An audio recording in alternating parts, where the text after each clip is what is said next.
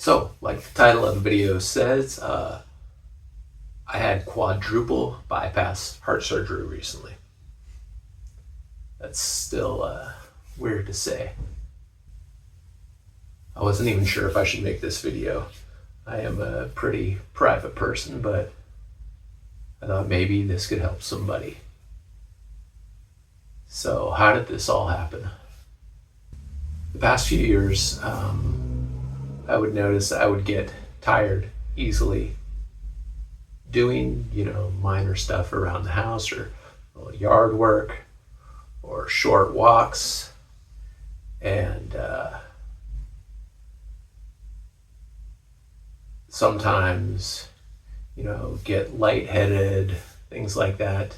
Minor chest pain, nothing major. And I go to the doctor, and they didn't see anything. I had stress tests where you'd walk on the treadmill. That didn't show anything. I just figured, I'm in my mid-50s. I'm old and out of shape. And then recently, a couple months ago, I was out of town and doing some walking in the city, and it was getting hard for me.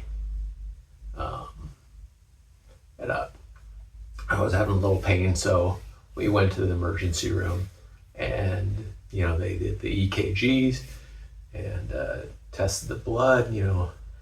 There's a blood test where it will show if there's damage to the heart, which would indicate a heart attack, and didn't show up, or it came back negative. So they let me go and said, follow up with your doctor when you get home. So that's what I did. And finally, I got in to get a CT angiogram. And that's where they inject a dye into your veins and then take a CT scan of your heart, and they can see the vessels and arteries and see if they're clogged. So I did that test. It's pretty easy. And when I got done, the technician said, your doctor should have the results back to you in 3 or 4 days. So, okay, I left there feeling okay. Got home and just started actually working on a project for a video. So I was in the garage for a couple hours, and when I finished, I saw that I had a missed phone call from my doctor, and then I checked my online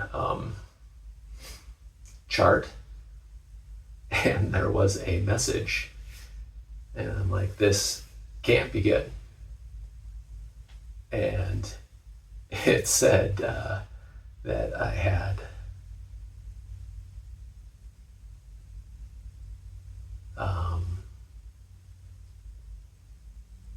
a severe blockage in my LAD,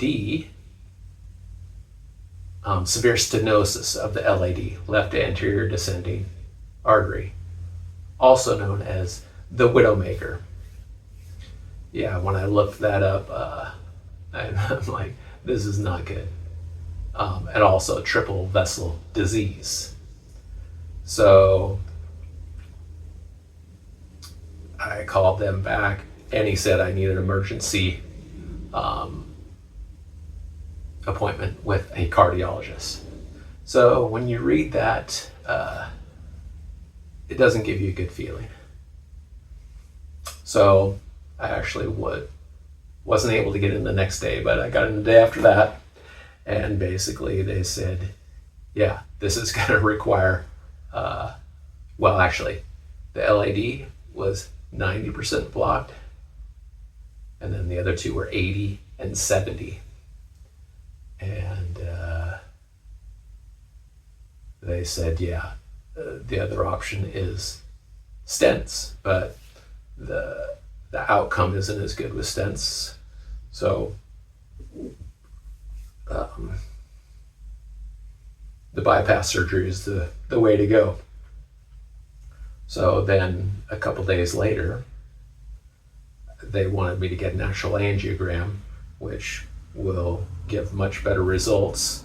And that's where they stick the little wire that goes up either your artery here or in your leg, and that will tell you the blockage. And it confirmed what the other tests said. And yeah, that's kind of a hard thing to hear. So then the next appointment was with the actual surgeon. The day after that, I believe, or 2 days after that. One day, maybe it was one day after. And yeah, he just told me about the surgery and said, yeah, this is the best option. And this is, this is a common surgery. You don't have anything to worry about. He said he's done hundreds of them. But this is still scary stuff. So he said, let's schedule it. And he looked at his calendar and he said, I have an opening tomorrow or the next day or 2 weeks out. And I wasn't going to wait 2 weeks. That would just be too much thinking. And I didn't want to do it the very next day. I need a little time to wrap my head around this. So I said, okay, let's do it in 2 days. So we did it 2 days later, about a week after I found out that I needed to get this done. And got to the hospital very early, like 5 a.m. Scheduled time for the surgery was, I think, 7:30. And didn't get a lot of sleep that night.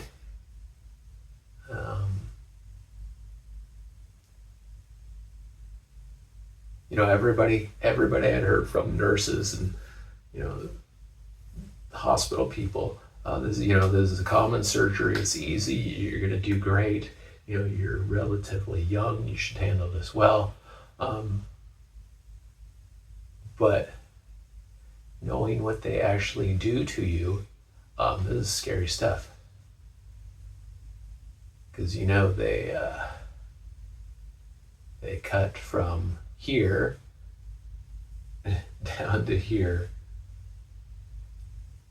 cut your rib cage open, spread you apart, do their work, and things can still go wrong. But they didn't. I'm here. Got out of surgery. I guess it took about 3.5 hours. They did 4 bypasses. They took the vein from my leg. Sorry, I got interrupted. So they took a vein from my leg, which gives you a pretty nasty bruise on the back of your thigh. Here's a picture of it. And then they took an artery from my forearm and one from my chest that they just kind of fold down and over.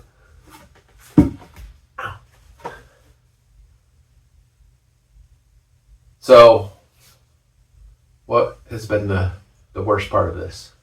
Well, before I say what that is,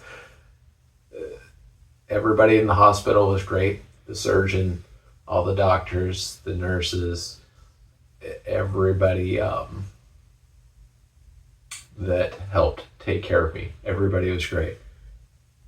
But the worst part about this was the hospital stay. And the worst I've felt was that first night on the day of the surgery.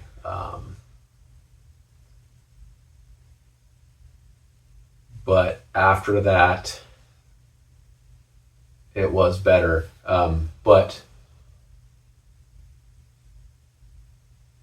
I know everybody says that the hospital food was not great.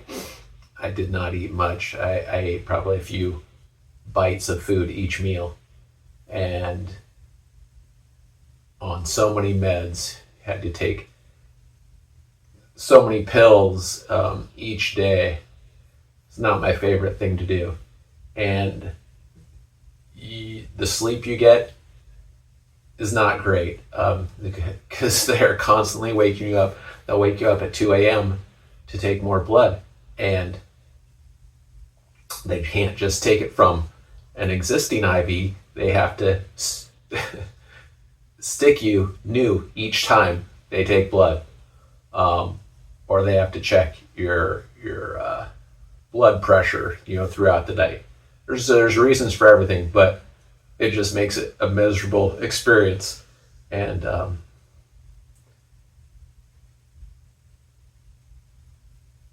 luckily, my wife was there every day.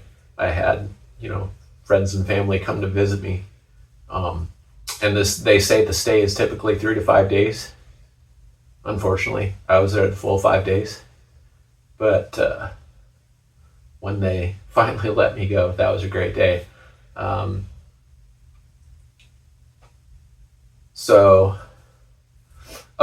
And they got me walking the day after the surgery. Here's a video of that. They want you to get moving, pretty much right away. So it was difficult at first, and you do a little more each day. And I'm still doing that, now that I'm home and on my own. And I've actually started the cardiac rehab program, which includes, education about nutrition, exercise, and then actually doing exercises.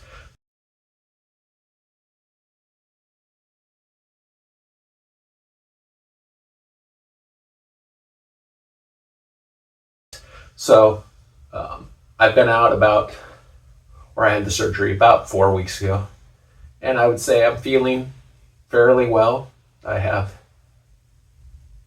my ups and downs. Some days are better than others, but most are decent.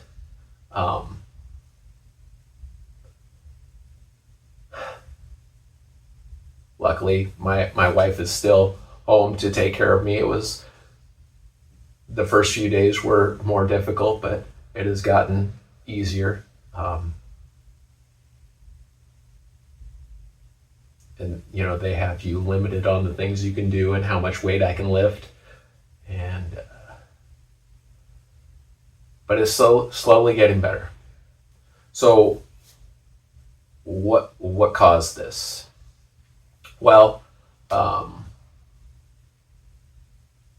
genetics.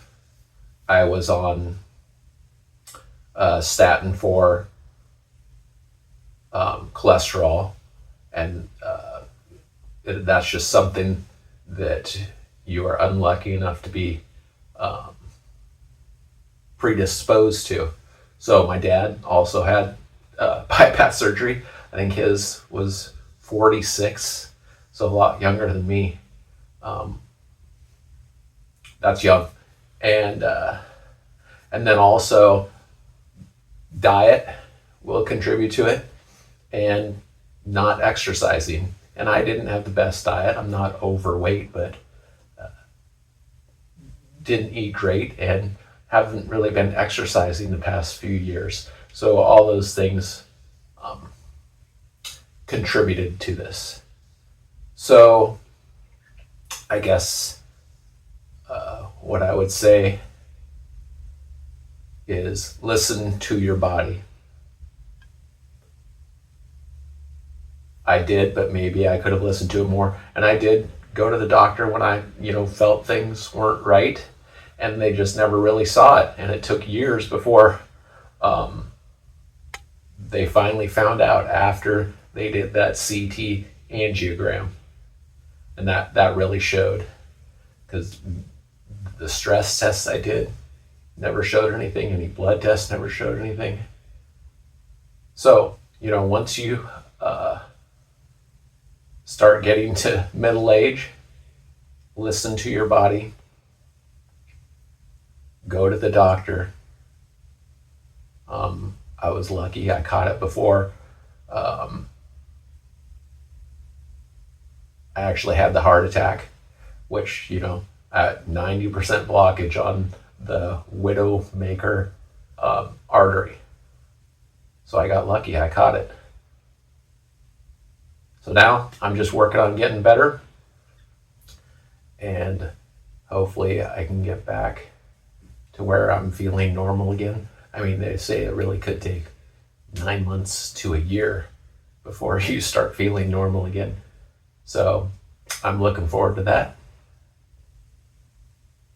And hopefully I'll get to start making some actual project videos again.